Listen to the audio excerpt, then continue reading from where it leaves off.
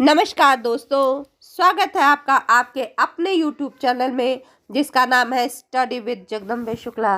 दोस्तों, आपके सामने हम भक्ति काल की 5वीं सीरीज को लेकर उपस्थित हैं, जिसमें आज हम सगुण भक्ति धारा के कृष्ण भक्ति शाखा की चर्चा करेंगे। चलिए इसके प्रवर्तकों के बारे में जानते हैं। इसके प्रवर्तक रामानुजाचार्य और वल्लभाचार्य। इसका जो मुख्य उद्देश्य था वो मायावाद और अद्वैतवाद से लोगों को मुक्त कराना था। वैसे भी आम जनता इनके दार्शनिक आदतों से उब चुकी थी। इनके कठोर नियम और कठिन साधना से लोग इस तरह उब चुके थे। इस दर्शन के प्रभाव स्वरूप आई विरक्तियों से लोगों का सामाजिक जीवन भी नीरस होने लगा था। शंकराचार्य निर्गुण निरुपाधिक ब्रह्म को ही सत्ता मानते थे तथा इस संसार को मिथ्या मानते थे। वल्लभाचार्य जी ने सगुण ब्रह्म में ही सारे धर्मों की सत्ता मानी। इस सृष्टि को ईश्वर की लीला का विस्तार माना। संपूर्ण जीवों ने अपनी आत्माभिव्यक्ति ही ईश्वर की लीला मानी। अक्षर ब्रह्म अपनी आविर्भाव तिरोभाव की अचिंत्य शक्ति से जगत के रूप में परिणित भी होता है और उससे परे भी रहता है। वह अपने तीनों गुण सत्य चित्त आनंद का प्रसार भी करता है और संकोच भी करता है। जीवन में सच्चित की सत्ता तो रहती ही है, किंतु आनंद की सत्ता नहीं रहती। जड़ में केवल सत्य की सत्ता रहती है, चित्त और आनंद नहीं रहता। माया की सत्ता नहीं होती। श्री कृष्ण को ही परम ब्रह्म माना गया है। दिव्य गुणों के कारण ही इन्हें पुरुषोत्तम भी कहा गया। आनंद का स्रोत यही पुरुषोत्तम रूप है, इसलिए इसी को ही श्रेष्ठ माना गया। इनकी सभी लीलाएं नित्य मानी जाती हैं और इनके भक्तों द्वारा गाई जाती हैं। अपने भक्तों के लिए ये वैकुंठ में लीलाएं करते हैं। गोकुल भी उसी का एक खंड है। यहाँ जमुना निकुंज वृंदावन आदि का भी अंश दिखाई देता है। इनकी लीलाओं में डूबना ही भक्तों के लिए मोक्ष है। शंकराचार्य ने निर्गुण ब्रह्म को ही वास्तविक माना था और सगुण को माया माना था। वल्लभाचार्य जी ने सगुण को ही वास्तविक माना और निर्गुण को माया माना। भक्ति के लिए श्रद्धा को छोड़कर केवल प्रेम को ग्रहण किया। इनकी भक्ति प्रेम लक्षणा भक्ति मानी जाती है। इस प्रेम साधना में लोक मर्यादा और वेद मर्यादा दोनों को अस्वीकार कर दिया गया है। यह प्रेमा भक्ति मनुष्य को ईश्वर की कृपा से मिलती है। इस संप्रदाय में जीव की 3 श्रेणियां मानी गई हैं। एक जो ईश्वर की अनुकंपा में ही विश्वास करता है और प्रेमा भक्ति को प्राप्त करता है, इसे पुष्ट जीव कहा जाता है। अगला है प्रवाह जीव, जो सांसारिक सुख सुविधाओं में ही डूबा रहता है। इस संप्रदाय में पुष्ट जीव को ही मान्यता मिली है। कृष्ण भक्ति काव्य का आदि स्रोत श्रीमद् भागवत का 10वां स्कंद है। इसके उत्तरार्ध में कृष्ण चरित्र का वर्णन किया है, किंतु यह वर्णन उपासना के लिए उतना उपयोगी नहीं था जितना कि पूर्वार्ध में वर्जित कृष्ण चरित्र था। पूर्वार्ध में गोपियों के आराध्य कृष्ण की प्रेममयी मूर्ति का चित्रण किया गया है। यह लोक और वेद की मर्यादा के ऊपर है। यह प्रेमा भक्ति का स्वरूप है। गोपियों का एकांत प्रेम इसी के अंतर्गत आता है। कृष्ण का मधुर और मोहक स्वरूप ही इसका आधार्य है। उनका स्निग्ध और स्नेह पाना ही इनका परम लक्ष्य है। क्योंकि यह प्रेम दाम्पत्य भाव का है, इसलिए इसमें समागम और आलिंगन का होना आवश्यक है। इस माधुर्य को ही माधुर्य भाव और आनंद को मधुर रस कहा गया है। दाम्पत्य भाव का प्रेम अत्यंत प्रगाढ़ होता है। इसमें समागम की अभिलाषा प्रबल होती है।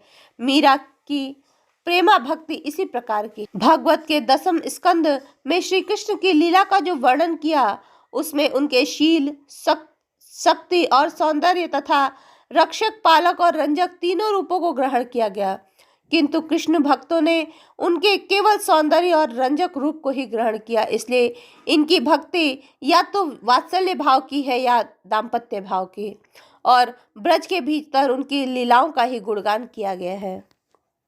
इस धारा के प्रमुख कवि हैं सूरदास जी।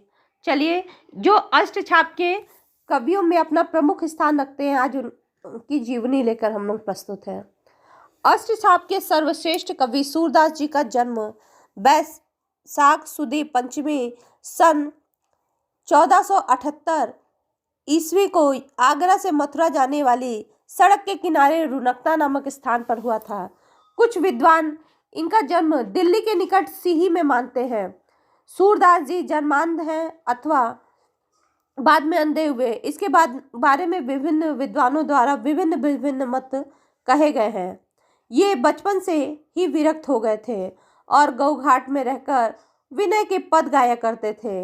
एक बार वल्लभाचार्य गौघाट पर रुके। सूरदास जी ने उन्हें एक स्वरचित पद गाकर सुनाया। वल्लभाचार्य ने इनको कृष्ण की लीला का गान करने का सुझाव दिया। ये वल्लभाचार्य के शिष्य बन गए और श्री कृष्ण की लीलाओं का गान करने लगे। वल्लभाचार्य ने इनको गोवर्धन पर बने श्रीनाथ जी के मंदिर में कीर्तन करने के लिए रख दिया। वल्लभाचार्य के पुत्र विठलनाथ ने अष्टछाप के नाम से सूर सहित 8 कृष्ण भक्त कवियों का एक संगठन बनाया।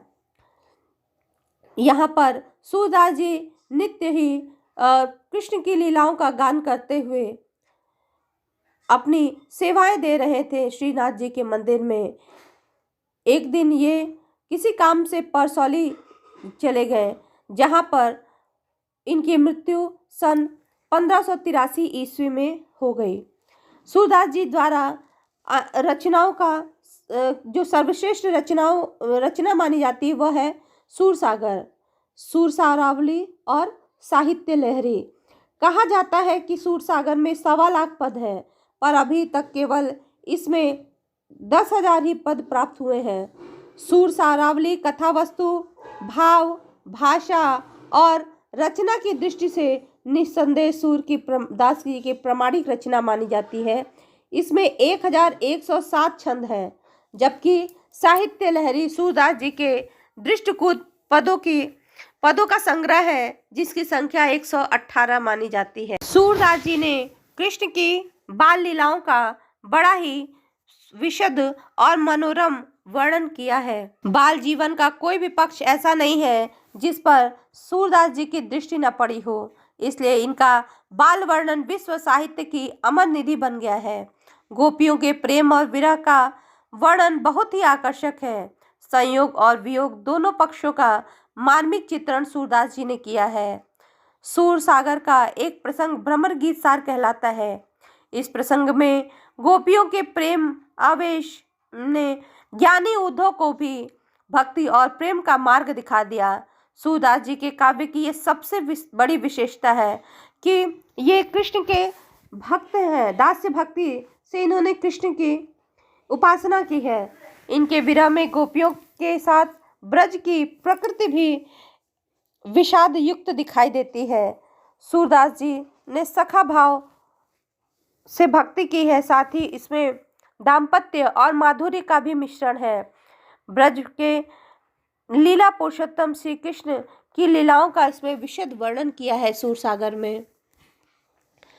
यदि काव्य की दृष्टि से देखा जाए तो विभिन्न रागनियों को इन्होंने पद शैली में व्यक्त किया है जो गेय है। इसमें भाव साम्य पर आधारित उपमाओं, उत्प्रेक्षाओं और रूपकों की इतनी अद्भुत छटा मिलती है जिसका शब्दों में वर्णन अद्वितीय है। इनकी कविता का माध्यम ब्रज भाषा है।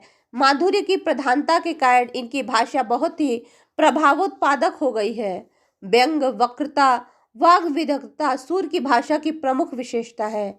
शूर ने मुक्तक शैली को अपनाया है। इनका प्रत्येक पद मधुरता, सरसता, कोमलता और प्रेम के भावों से पूर्ण है।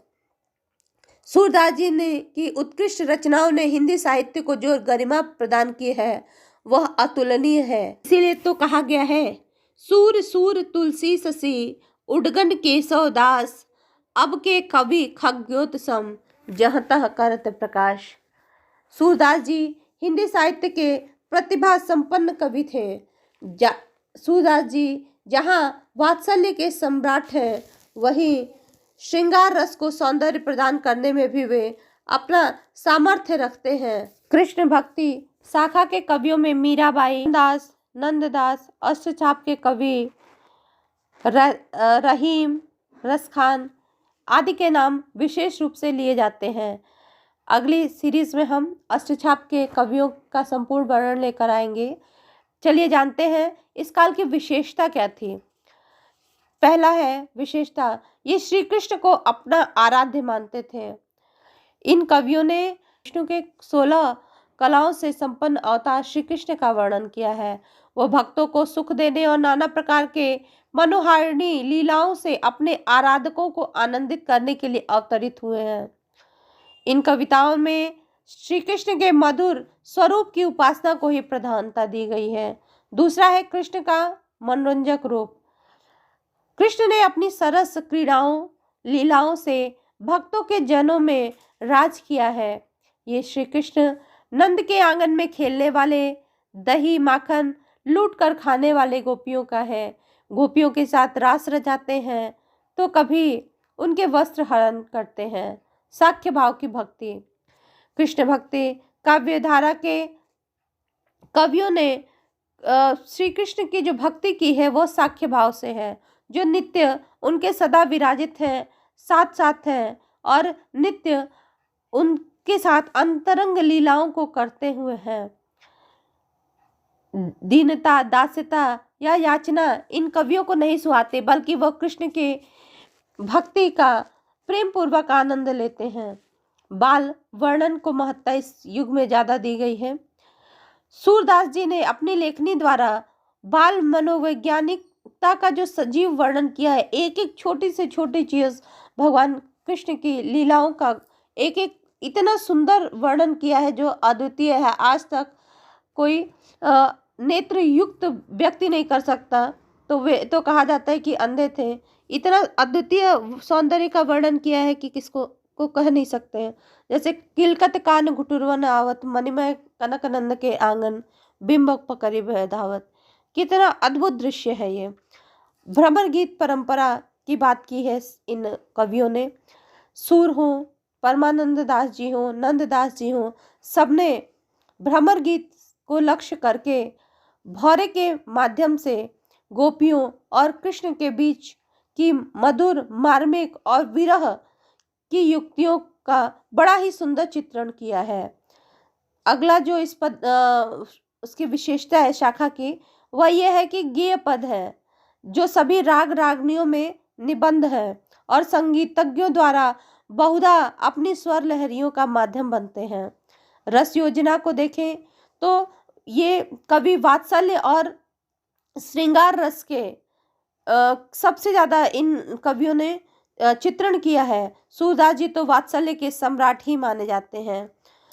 साथ ही विरह का भी, श्रृंगार पक्ष के सहयोग और वियोग दोनों पक्षों का बड़ा ही सुंदर वर्णन किया गया है। इसके अतिरिक्त ब्रज भाषा को इसका माध्यम चुना गया। विविध प्रकार के छंदों जैसे दोहा, चौपाई, सवैया, कवित्व का इन कवियों ने प्रयोग किया है। अलंकारों को देखें तो उसमें रूपमा, रूपक, उत्प्रेक्षा, संदेह, रूपातिशयोक्ति, यानी कि इसमें शब्दालंकार और अर्थालंकार दोनों प्रकार के अलंकारों का प्रयोग किया है कवियों द्वारा।